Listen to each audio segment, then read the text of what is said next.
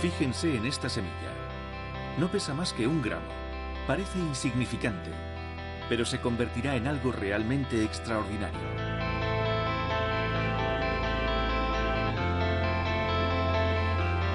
Estos son secuoyas gigantes.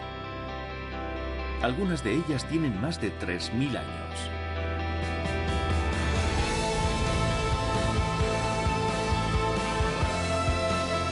Las secuoyas son la forma de vida individual más grande de la Tierra. Y todo a partir de una diminuta semilla.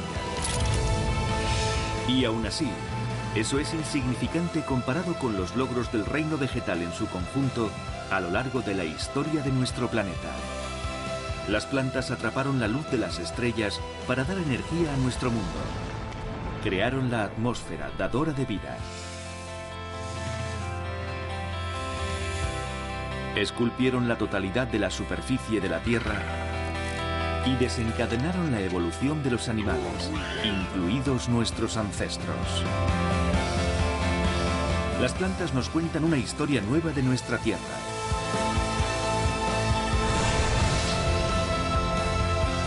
Contada a través de asombrosas imágenes tomadas por primera vez.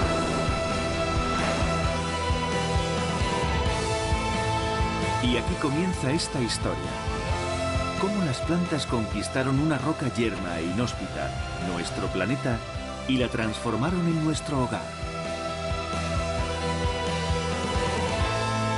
Plantas, dominar el planeta. Vida a partir del sol.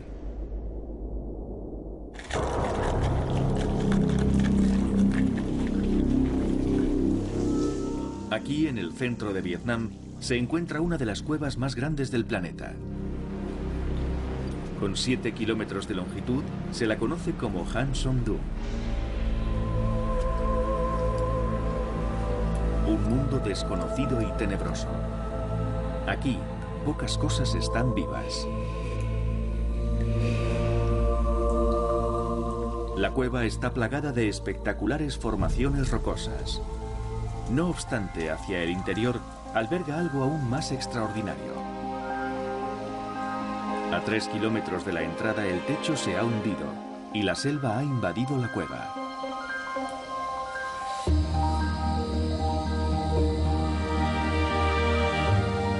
Una auténtica selva rebosante de vida. Este bosque existe gracias sobre todo a una cosa. Algo que ha permitido a las plantas colonizar prácticamente la totalidad de la Tierra. La luz. La luz que ha recorrido los 150 millones de kilómetros que nos separan del Sol. Las plantas cuentan con la sorprendente habilidad de absorber energía del Sol para producir alimento. Y esta capacidad para alimentarse del Sol, para fabricar vida a partir de la luz, les ha permitido dominar nuestro planeta.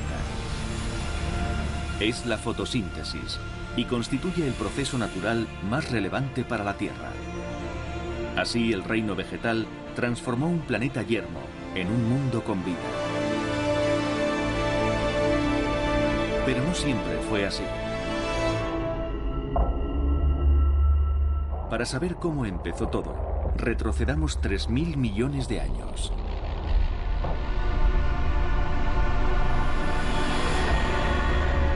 En el principio nuestro planeta era un extraño lugar, con muy poco oxígeno. La atmósfera era un cóctel de gases tóxicos que emanaban de múltiples volcanes. La Tierra no albergaba vida.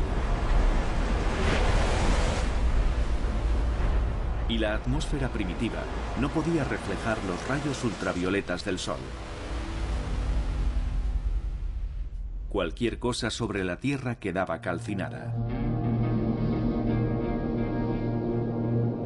Pero todo estaba a punto de cambiar. Un acontecimiento crucial iba a crear la primera atmósfera compatible con la vida del planeta. Este acontecimiento, sucedido hace entre 3000 y 2500 millones de años, supuso el punto de inflexión más grandioso de la historia de la vida en la Tierra, y fue provocado por los ancestros más antiguos de las plantas.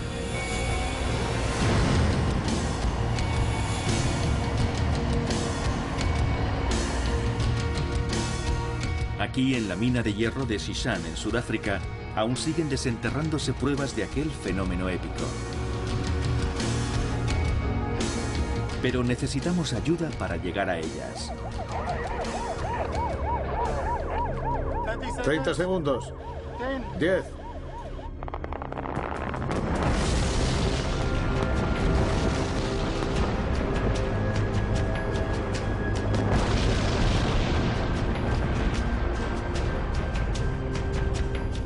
Estas explosiones abren una sección transversal hacia el pasado, hasta los lejanos orígenes del reino vegetal. Vanessa Lightford es geóloga en la mina. Sabe que el color del mineral de hierro puede contar muchas cosas sobre el primer oxígeno. Esto es un trozo de mineral de hierro. Si lo mojo, se ve perfectamente la diferencia de colores.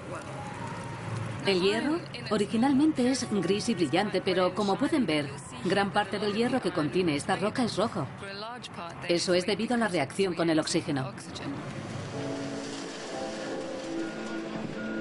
El oxígeno que generaron las plantas primitivas y que ha permanecido atrapado en la roca desde entonces. Vamos a realizar un ilustrativo experimento con el mineral.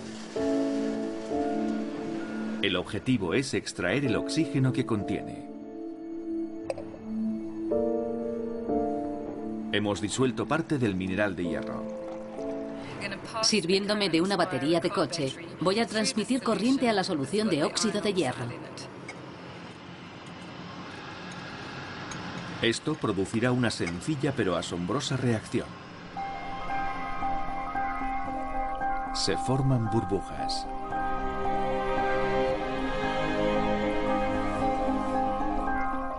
No son otra cosa que oxígeno en estado gaseoso liberado después de 2500 años atrapado en la roca.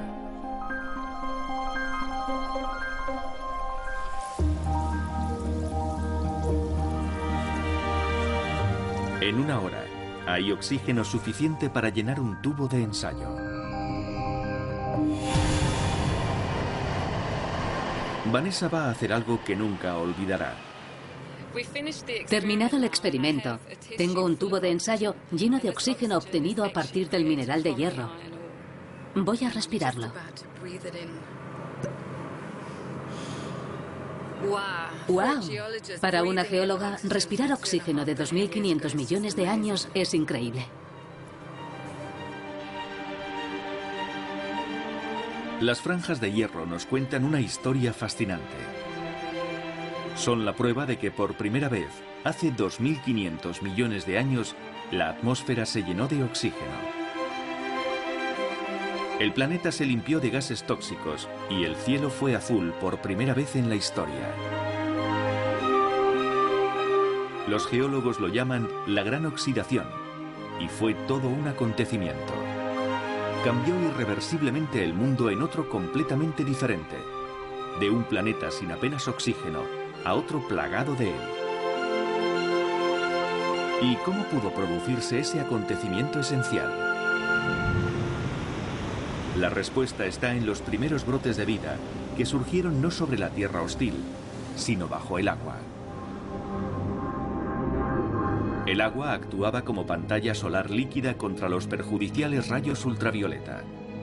Bajo su protección, evolucionaron los primeros organismos de la Tierra en forma de diminutas bacterias. Pero estas bacterias poseían una sorprendente característica. Eran púrpuras. Hace 3.000 millones de años, gran parte de los océanos estaban infestados de bacterias. Observen la vista desde el espacio exterior. El planeta morado.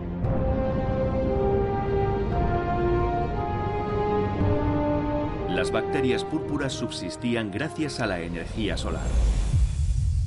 Pero solo usaban parte de la luz. El resto de los rayos llegaban a capas más profundas. Con el tiempo evolucionaron distintos tipos de bacterias. Bacterias que aprovechaban otros rayos de la luz. Eso confirió su característico aspecto verde a las llamadas cianobacterias. Esos microorganismos verdes son los antecedentes de las plantas. Las plantas son verdes por ellos, pero la diferencia no era solo el color. Las bacterias verdes hacían algo que sus parientes púrpura no podían: producir oxígeno. Así, infundieron un aliento vital a una tierra sin vida. Sin ellas, la historia de nuestro planeta no hubiera sido muy distinta de la de Marte. ¿Y cómo pudieron cubrir el mundo de oxígeno aquellas diminutas bacterias verdes?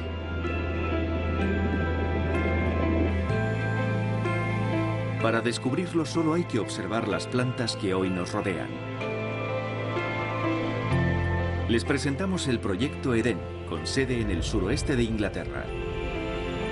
Aquí se va a llevar a cabo un experimento científico único en la historia. Hola, ¿qué tal? Soy el conejillo de Indias, tú debes ser el experto. El mismo, Dan Martin. ¿Qué tal? Hola, muy bien. Fíjate, es fantástico. Increíble, ¿verdad? Un valiente voluntario ha accedido a encerrarse en esta cámara hermética diseñada específicamente para el experimento. Lo primero, medir la presión y el nivel de oxígeno. Con esta pinza en el dedo, vamos a ver tus constantes. Soy el profesor Ian Stewart. Estudio la atmósfera y el efecto que las plantas ejercen en el aire que respiramos. Lo más importante es la frecuencia cardíaca. ¿Cómo la tengo? ¿No está muy alta? Puede que estés un poco nervioso porque vas a meterte ahí. Un poco sí. Puede que tu frecuencia cardíaca en reposo sea 95. Le he estado dando vueltas, la verdad. Para controlar mis constantes vitales, fundamentalmente el nivel de oxígeno, estaré constantemente monitorizado. Permaneceré encerrado herméticamente las próximas 48 horas. Estoy todo lo preparado que podría estar, así que podemos abrir la puerta. Deseadme suerte.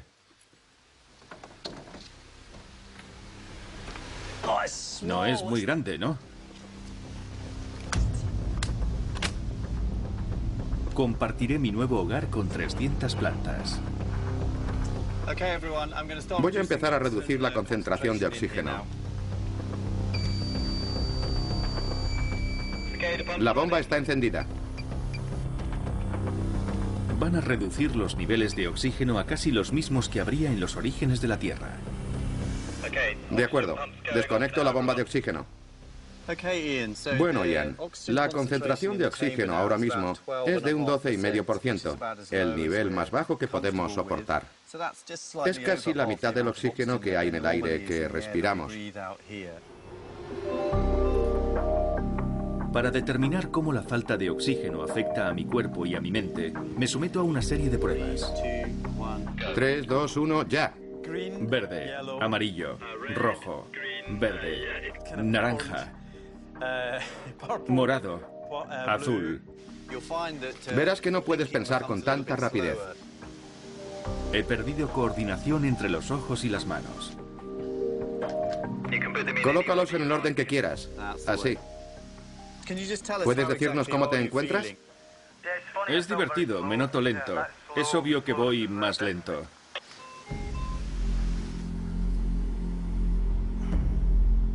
Los científicos calculan que al ritmo en que se está consumiendo el oxígeno, en 24 horas podría quedar inconsciente y morir.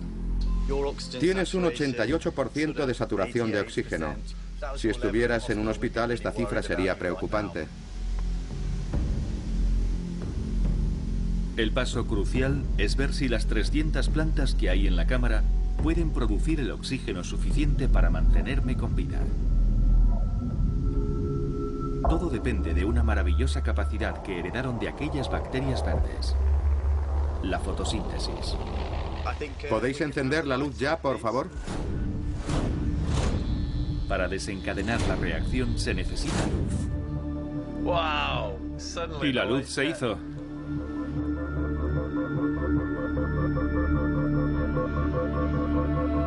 Las plantas realizan la fotosíntesis para vivir y crecer. y lo que es más importante, para fabricar oxígeno. El experimento demostrará cómo los ancestros de las plantas crearon la primera atmósfera respirable de la Tierra.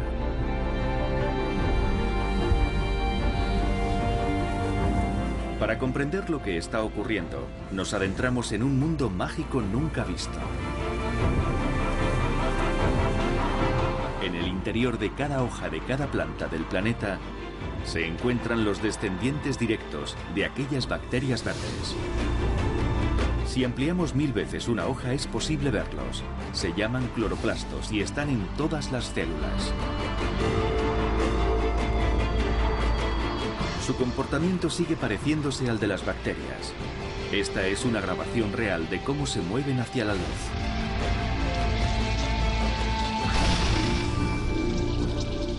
Con un diámetro de apenas 5 milésimas de milímetro, en su interior se produce la fotosíntesis.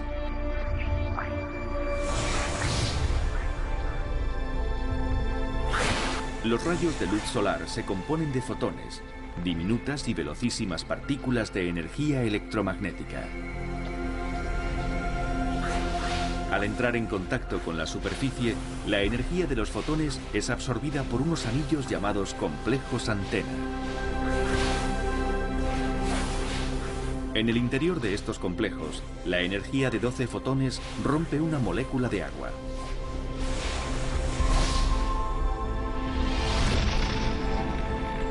La molécula se divide en dos elementos, hidrógeno y oxígeno.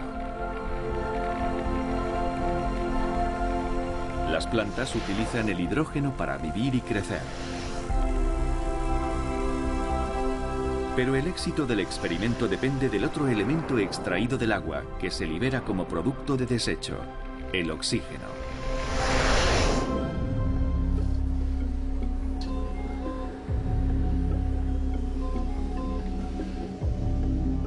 Para que el experimento sea un éxito, las plantas deberían elevar el nivel de oxígeno desde el peligroso 12% al 21% que normalmente respiramos.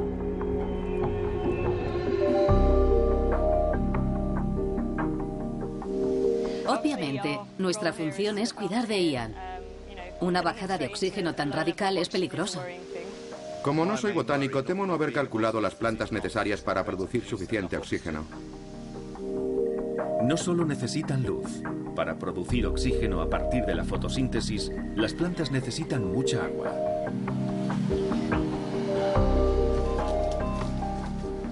Al moverme consumo valioso oxígeno. Ante la gravedad de la situación provocada por la actividad que has tenido esta tarde, es necesario hablar menos y descansar lo más posible. Hay que evitar los paseos por la cámara. Mi opinión profesional es reposo absoluto. Buenas noches.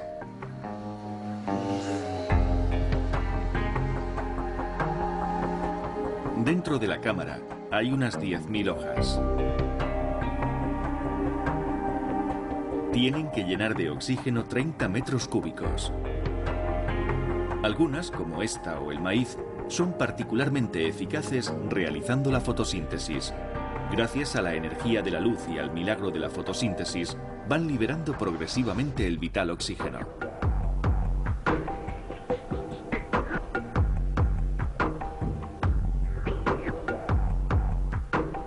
Se incrementa hora a hora.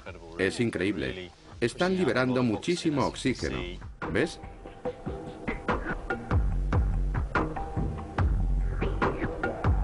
Después de 2 días, las plantas han llenado la cámara con 2.000 litros de oxígeno.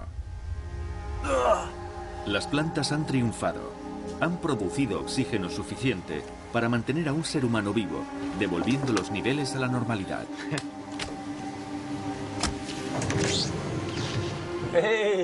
Estoy fuera. Gracias, chicos. Estoy vivo, he sobrevivido, gracias. Me alegro de verte fuera. Buen trabajo. Enhorabuena. Tenemos una cosa para ti. Buen trabajo. Está frío, gracias, chicos. El experimento podría verse como una metáfora de la Tierra y de nuestra relación con las plantas que mantienen la vida. La Tierra primitiva era como la cámara. Un mundo escaso en oxígeno que se transformó en otro en el que el oxígeno abundaba. Y todo ese oxígeno empezó a hacer algo más. Elevarse hasta la atmósfera superior para crear el ozono. El ozono es una capa protectora que envolvió la Tierra, librándola así de la mayoría de los peligrosos rayos ultravioleta. Eso hizo posible por primera vez que las plantas emergieran. Pero no fue un salto pequeño.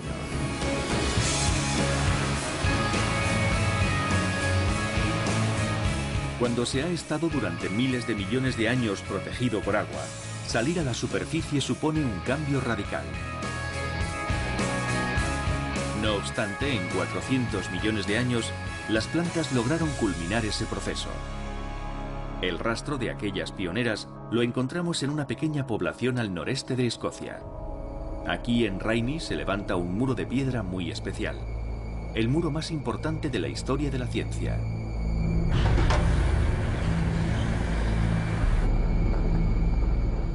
Hace 410 millones de años, Escocia se encontraba al sur del Ecuador y su apariencia era de otro mundo.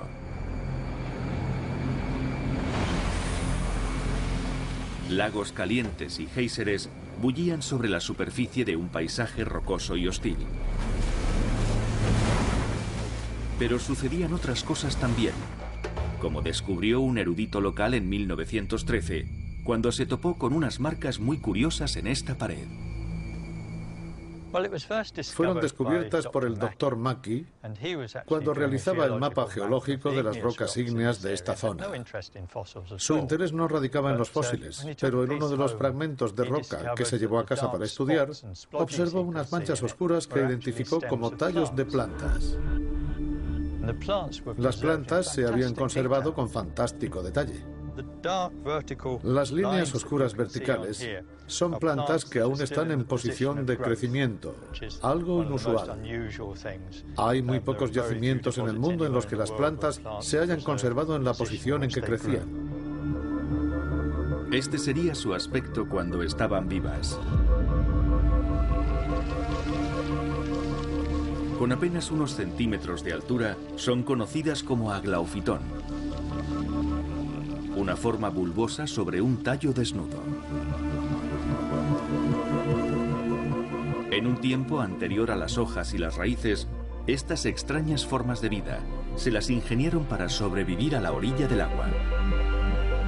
Lo que se descubrió aquí en Escocia son algunas de las primeras plantas que dieron el gran salto para colonizar la Tierra. Y en esa época, en los márgenes de lagos y ríos, las plantas primitivas empezaron a emerger.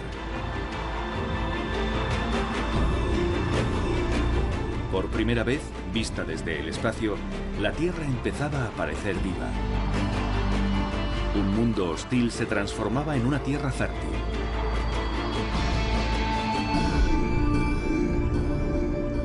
No obstante, no fue aún una invasión a gran escala, solo el punto de partida. Las plantas seguían confinadas a la orilla del agua, incapaces de avanzar hacia tierra firme y penetrar la dura superficie rocosa. Pero eso no iba a tardar en cambiar. Las plantas evolucionaron y solucionaron el problema con un nuevo e inteligente mecanismo para absorber el agua y los nutrientes: las raíces.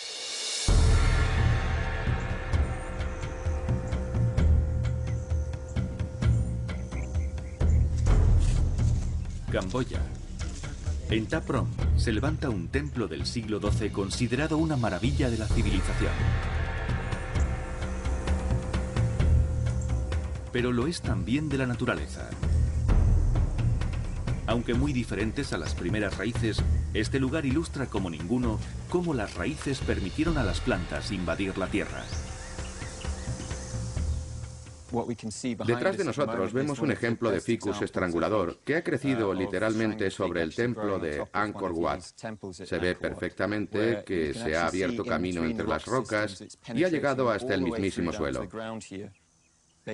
Ha atravesado la roca sin aprovechar las grietas en su instinto vital por encontrar agua. Las raíces surgieron hace unos 410 millones de años. Gracias a ellas, las plantas pueden resquebrajar nuestro rocoso planeta. Al romper las piedras, las raíces producen un material beneficioso para la planta. Las raíces producen suelo fértil al romper las rocas en 1000 pedazos.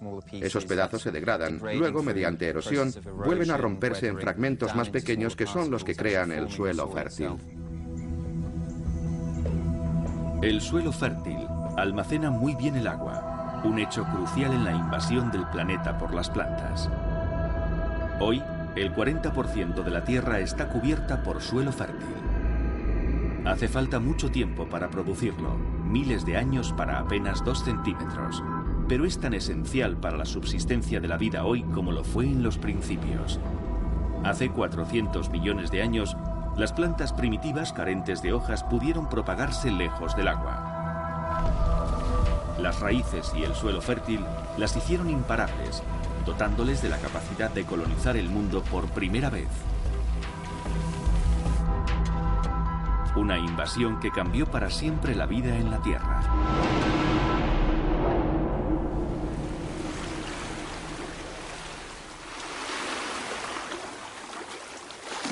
Durante millones de años, los animales estuvieron confinados a los ríos y a los océanos. Ahora, por fin podían emerger del agua.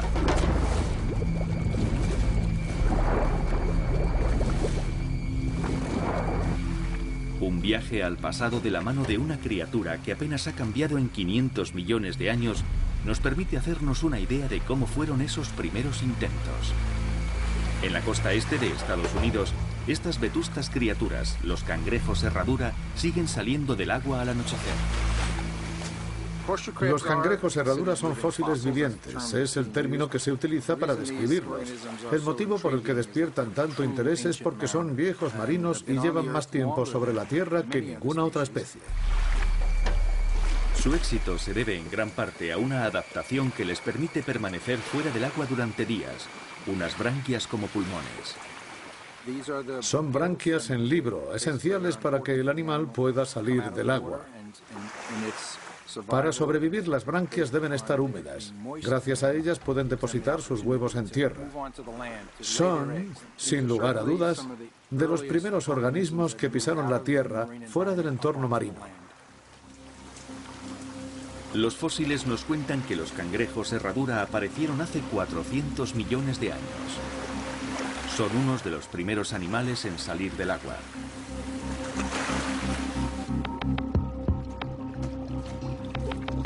Pronto les siguieron los anfibios y los insectos. El oxígeno les permitió moverse por tierra, pero hubo una tentación más para sus instintos. El principal motivo de la fotosíntesis es fabricar azúcar. Los azúcares son esenciales para la vida y el desarrollo de las plantas. Además, proporcionan una rica fuente de alimento para los animales.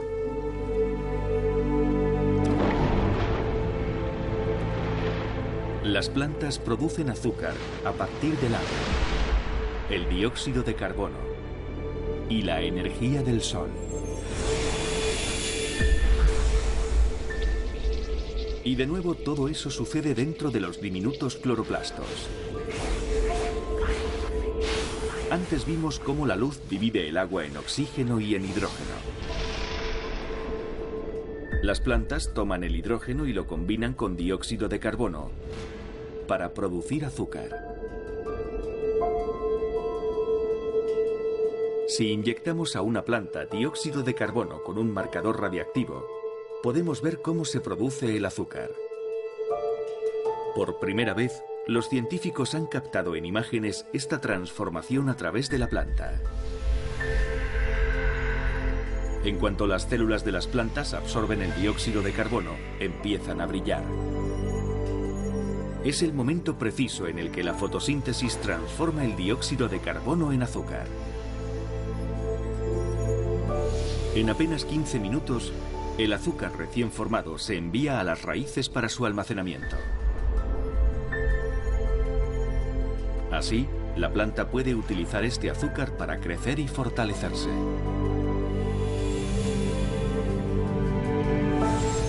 Hace 400 millones de años, las plantas sin hojas proliferaron como nunca antes.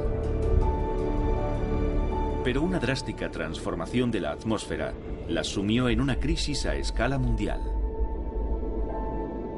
Como consecuencia, no solo cambiaría su forma, sino toda la vida del planeta.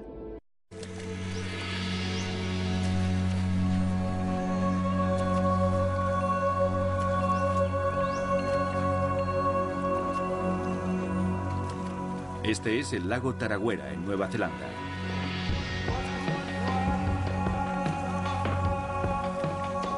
En este antiguo paisaje crecía la planta que hace 360 millones de años encontró la inspirada solución a la crisis. Las primeras plantas que emergieron se encontraron con una atmósfera muy distinta a la que tenemos hoy. El nivel de dióxido de carbono era mucho más alto, luego descendió de repente hasta quedarse en un nivel muy bajo. Ante la escasez de este gas vital, las plantas empezaron a competir entre ellas. Si no podían respirar más dióxido de carbono, se asfixiarían sin remedio. Fue la escasez de dióxido de carbono lo que obligó a las plantas a desarrollar estructuras que maximizaran la absorción del gas. Son las hojas.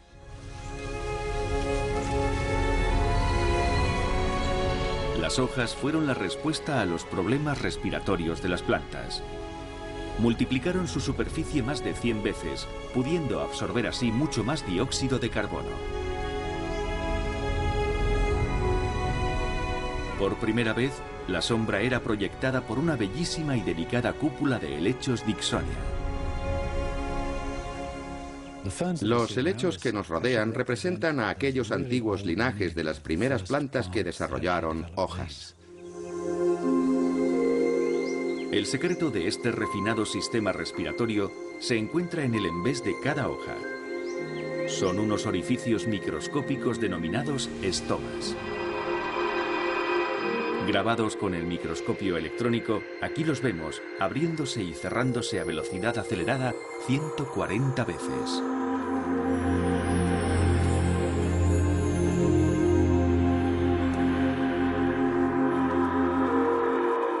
Hay miles de estomas en cada hoja de la Tierra.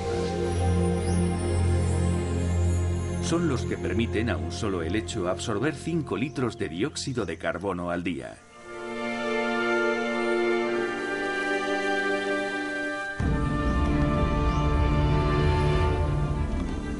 La evolución de las hojas, con sus miles de estomas, salvó a las plantas de la asfixia. Pero las hojas también permitieron a las plantas captar más luz, lo que instigó una feroz competencia entre ellas. Todas ávidas de los rayos del sol. Esta riña familiar resultaría en un nuevo tipo de planta, uno con repercusiones inimaginables para el planeta. ¿Cómo lo sabemos? Pues gracias a algunas pruebas insólitas encontradas en Nueva Escocia, Canadá. Las rocas de estos acantilados tienen más de 300 millones de años de antigüedad. En su interior, los científicos descubrieron vestigios de un mundo perdido. Detrás de mí, los acantilados muestran los mejores ejemplos de bosques fosilizados del periodo carbonífero. Han quedado a la vista por la incansable acción de las mareas más altas del mundo, las de la bahía de Fundy. Continuamente azotan los acantilados y reponen las existencias de fósiles. Los árboles vienen y van cada 5 años aproximadamente, de modo que cada vez que uno pasea por estas costas, tiene la posibilidad de descubrir algún ejemplar nuevo surgido de tiempos remotos. Este fósil es de un árbol pequeño. Se llama Lepidodendron. Es uno de mis favoritos. Uno de los primeros que encontré cuando tenía 14 años. La corteza presenta un patrón con forma de diamante. Del vértice de cada uno de ellos salía una hoja larga en forma de aguja que se caía cuando el árbol crecía. Son árboles extinguidos. Pero durante más de 300 millones de años formaron las primeras selvas tropicales del planeta.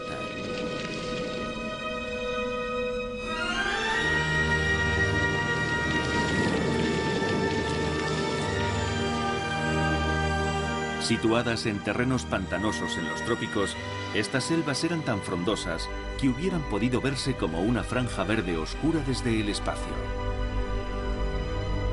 Todas esas hojas liberaron toneladas de oxígeno, tanto que sus niveles llegarían casi a duplicar los actuales. Y eso tuvo un extraño efecto sobre los animales, en particular sobre los insectos y sus parientes. En lugar de pulmones, los invertebrados disponen de unos sencillos tubos respiratorios que de forma pasiva llevan el oxígeno a sus órganos internos. Su tamaño, por tanto, queda limitado por la concentración de oxígeno en el aire. Si incrementásemos el oxígeno hasta el que había en las primeras selvas, el resultado sería muy curioso. La profusión de selvas tropicales en este periodo por todo el Ecuador liberó enormes cantidades de oxígeno a la atmósfera. Esta atmósfera rica en oxígeno fue la responsable del enorme tamaño que algunas criaturas alcanzaron por entonces. Esta es una de las especies de milpies más grandes que aún viven.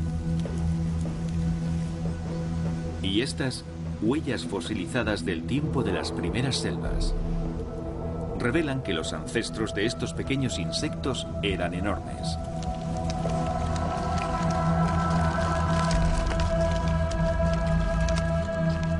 Llamados Anthropleuridae, medían más de 2 metros. Aquellas selvas debieron de ser aterradoras, pobladas por escorpiones y arañas gigantes y habitantes no solo terrestres. Las libélulas actuales tienen unos 10 centímetros de envergadura. Entonces eran algo más grandes. Aproximadamente 1 metro. Los insectos más grandes que jamás surcaron los cielos. Pero en este sobredimensionado mundo saturado de oxígeno, el dominio supremo seguía en manos del reino vegetal. Entonces, hace unos 230 millones de años, un nuevo grupo de animales emergió de las pantanosas selvas: los dinosaurios.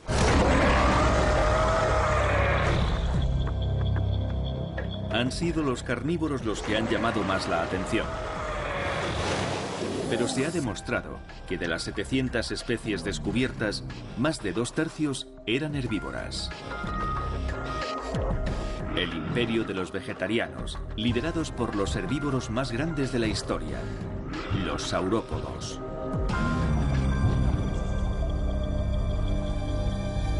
Para investigar su impacto sobre el reino vegetal, no tenemos más que estudiar al herbívoro más grande que existe hoy, el elefante africano. Este es Butch. Pesa 4 toneladas. El tamaño máximo aproximado que alcanzan los elefantes macho africanos. Comparados con los saurópodos, unas 10 veces más grandes, los elefantes africanos parecían enanos. Dotados además de cuellos y colas extremadamente largos, los saurópodos aparentaban aún más tamaño. Con ese enorme tamaño, los saurópodos tenían un apetito en proporción. Si comparamos lo que come Butch con lo que comería un saurópodo grande, Butch come 2 balas de heno al día. Un saurópodo hubiera comido toda esta pila que ven, 30 balas de heno, 15 veces más que Butch, y hubiera pesado unas 90 toneladas. Y los saurópodos no viajaban solos. Recorrían la Tierra en manadas de 30 ejemplares o más. La llegada de una manada de saurópodos significaba una enorme presión sobre las plantas locales que necesitarían bastante tiempo para recuperarse. Hace 50 millones de años, los dinosaurios subsistían despojando al terreno de su cobertura vegetal. Por primera vez, el reino vegetal se veía gravemente amenazado por otra dinastía. Como contraataque, las plantas desarrollaron un arsenal defensivo que protegiera sus preciadas hojas. Entre las más obvias, las armas físicas como pinchos y espinas.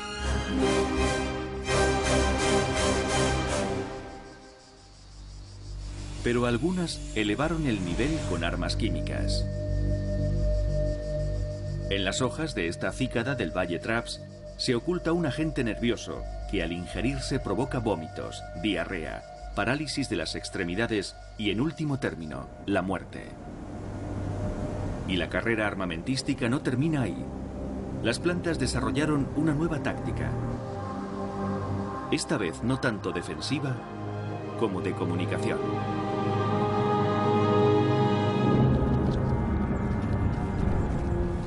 Sabemos que cuando algunas plantas se sienten atacadas, activan una toxina de acción rápida que espanta a los herbívoros.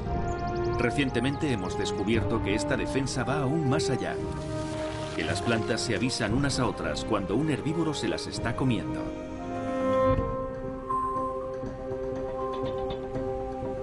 Unos científicos de la Universidad de Exeter están empezando a entender estas conversaciones secretas.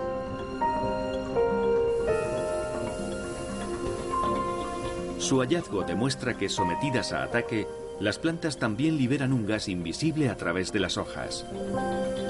Lo que sucede a continuación es extraordinario. Y va a ser la primera vez que se recoja en imágenes gracias a una tecnología especial. Estas dos Arabidopsis van a ser colocadas dentro de una cámara.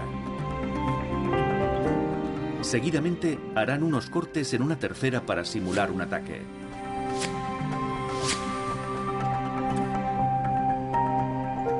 Esta se coloca junto a las otras dos. Y se sella la cámara.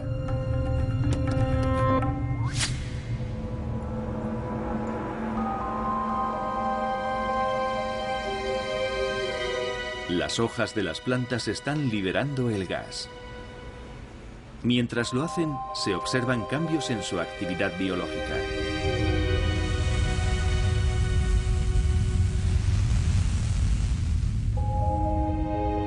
Se produce algo muy interesante. El gas provoca actividad biológica en las otras dos plantas Arabidopsis.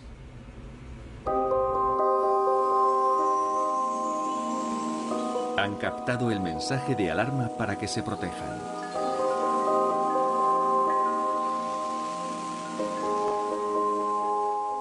A pesar de no estar tocándose, han captado el mensaje de la planta vecina. Eso significa que la planta herida ha tenido que emitir algún tipo de señal que ha llegado a las otras plantas. Los científicos no conocen los detalles de este idioma vegetal, pero cada vez están más convencidos de que las plantas mantienen una constante conversación. Cuanto más estudiamos las plantas, más conscientes somos de su complejidad, de lo perfectamente adaptadas que están a sus entornos. No pueden moverse como los animales, que pueden salir huyendo. Deben defenderse en sus posiciones.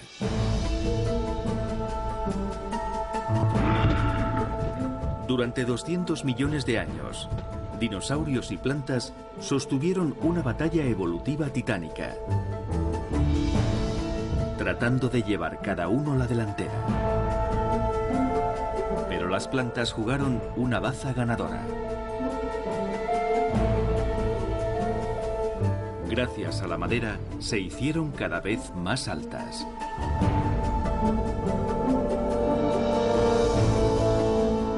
Esto es Sierra Nevada, California. El biólogo Gene Spiegler estudia los árboles más colosales del mundo.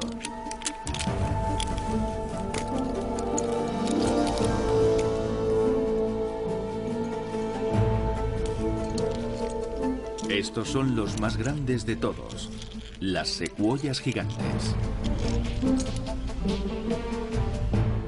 Su magnitud es tal que apenas somos capaces de asimilarla.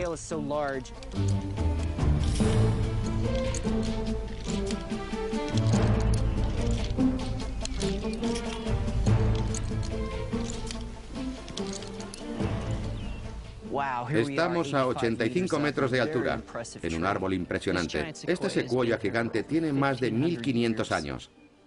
Las secuoyas gigantes son increíblemente grandes y alcanzan muchísima altura. Esto es así porque son árboles realmente antiguos que viven miles de años. Los árboles más jóvenes, esos con la copa apuntada, acaban de comenzar su vida. No tendrán más de 80 o 100 años, pero en otros 100 años más empezarán a cobrar esta genuina forma. Es un bosque maravilloso. Hace 70 millones de años, los antepasados de este árbol, las coníferas, se hicieron aún más altos. Lo último en construcción vegetal. Las coníferas elevaron sus preciadas hojas hasta dejarlas fuera de alcance. Los dinosaurios dejaron de ser para siempre los organismos más grandes de la Tierra. El título se lo arrebataron justa y merecidamente estos colosos del reino vegetal. Las secuoyas gigantes pueden aumentar espectacularmente su volumen de madera.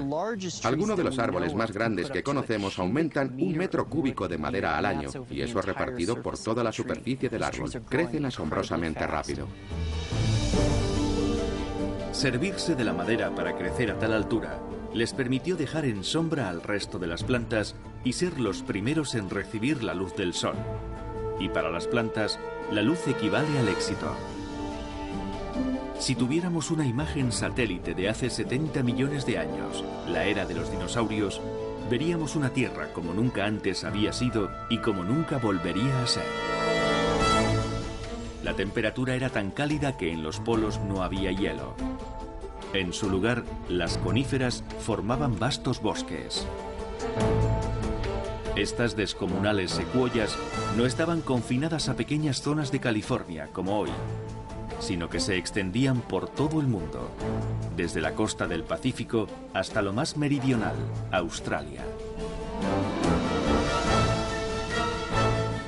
¡Qué árbol tan grande!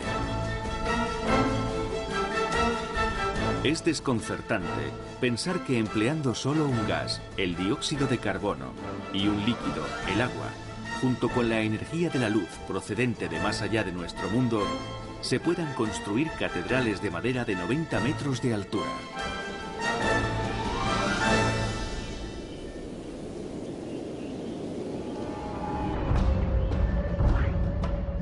Desde su aparición en la Tierra, las plantas revolucionaron nuestro planeta. Produjeron oxígeno que enviaron a la atmósfera. Conquistaron tierra firme y transformaron la roca en suelo fértil, lo que desencadenó la explosión de todo tipo de vida. De un planeta yermo y hostil, las plantas crearon una tierra viva. Si nada hubiera interferido, el mundo hubiera continuado igual, dominado por los dinosaurios y cubierto por interminables selvas. Pero hace 65 millones de años, un acontecimiento casual lo cambió todo.